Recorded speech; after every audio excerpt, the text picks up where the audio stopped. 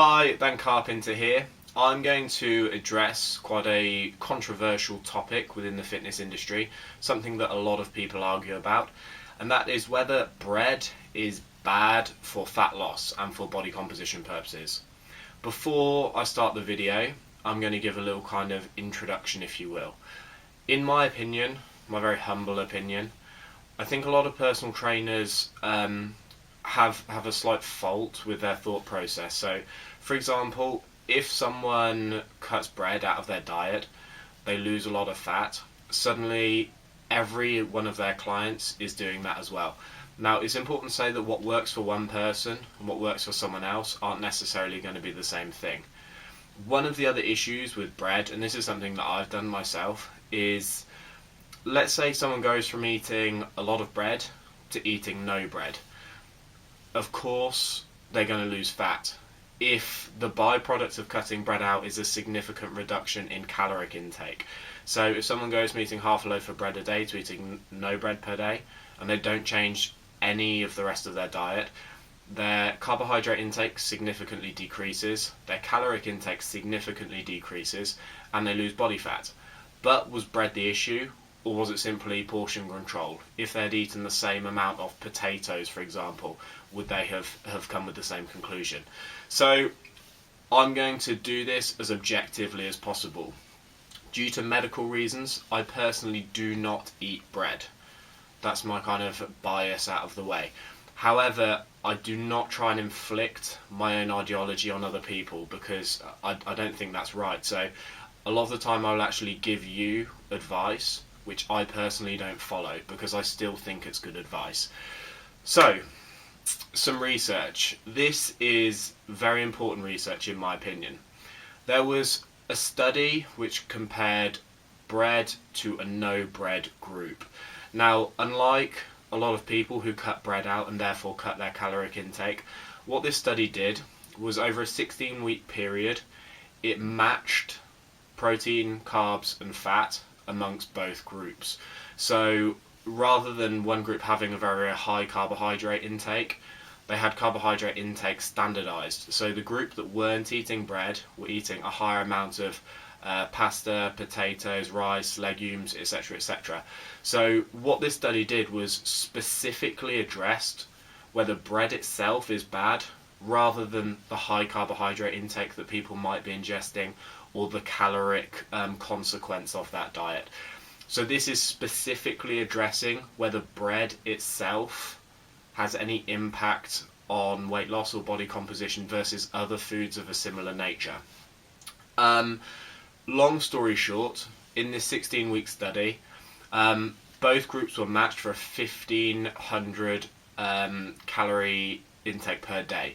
So both groups were on same calories, same protein, same fat, same carbs, etc. There was no significant difference in terms of weight loss, waist circumference, body weight, BMI amongst both groups, which essentially suggests that bread itself has no detrimental impact on females. It was a study done on females in hypocaloric diets. So as long as your calorie intake is standardized, bread itself has no detrimental effect. That is at least what the study suggests.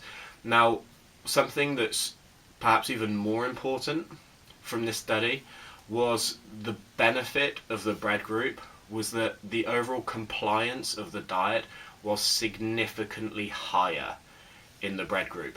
So the group that cut out bread had a much higher dropout rate, and it had a much higher rate of dietary transgressions at the 12-week period, which essentially means that people that cut bread out of their diet found it harder to comply with the diet and found it harder to adhere to the diet, so there was a higher dropout rate. So what this means, or what this suggests, bread itself is not a necessary evil compared to other foods that have a similar macronutrient makeup. So bread itself isn't necessarily worse in terms of body composition than pasta, rice, legumes, etc. Bread perhaps gets an unnecessarily bad reputation. However, people that cut bread out of their diet may find it significantly harder to adhere to the diet.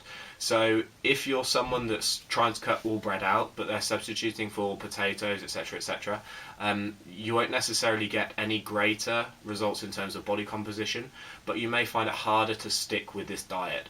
A lot of people, I'm sure, resonate with this. People that suddenly cut bread out to see how they feel better and find it very, very hard to stick with.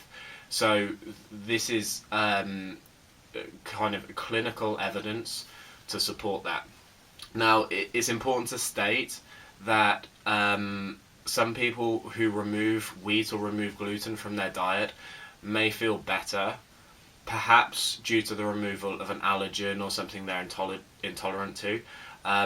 But again, they might feel better simply that they're significantly lowering carbohydrate intake. So before people kind of hate on bread because they've removed it out of their diet, is it the wheat, is it the gluten, or is it that you're changing your diet so radically? So, conclusions of the video. When matched for carbohydrate intake, fat intake, protein intake, and calorie intake, bread has no adverse effect on weight loss. If you cut bread out of your diet completely and subsequently your caloric intake drops, your carbohydrate intake drops, and you achieve weight loss, that isn't necessarily the bread that was the issue. That could have been any food that caused that caloric surplus. Diets which include bread may be significantly easier for people to stick to. So if you have a carbohydrate limit of your diet per day, it might not necessarily be a bad thing to include bread within that if you find it's easier for you to adhere to your diet. That's it. So I hope you found this interesting. It goes against the trend of what a lot of people say, but most importantly, this is objective. I'm quoting and citing research. I'm not trying to force my own opinion on you. I'm not trying to say bread is bad because, or bread is excellent because, whatever. My own opinion doesn't matter. This is the most objective way to address this topic because it allows you to form your own conclusions. So I hope you found it helpful. Please share the video, please comment. I'd love to hear your thoughts on it. Share them on my Facebook page, which is facebook.com/Ben Carpenter Personal Training, or my Twitter page, which is BDC Carpenter. And thank you for watching. Bye.